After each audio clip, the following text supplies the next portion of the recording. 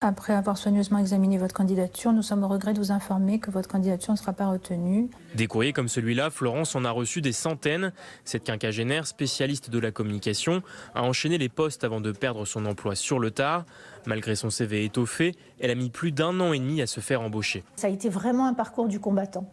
Moi, je me suis dit, avec mon expérience, mes études, j'ai 2 masters, je parle couramment anglais, j'ai 1500 contacts sur LinkedIn, mais je vais retrouver tout de suite les doigts dans le nez, et pas du tout.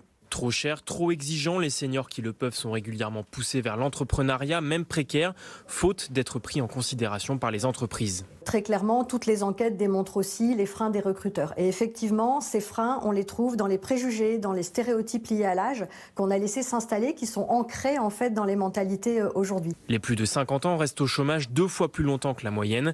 Les indemnisations plus longues sont donc indispensables. Leur réduction sans mesure d'accompagnement renforcera la pauvreté. Ce sera une mesure qui va accroître la précarité de fin de carrière, qui est assez massive puisqu'elle touche 25% de la population des 60-61 ans. À l'heure actuelle, seuls 3 seniors sur 10 sont en emploi entre 60 et 64 ans.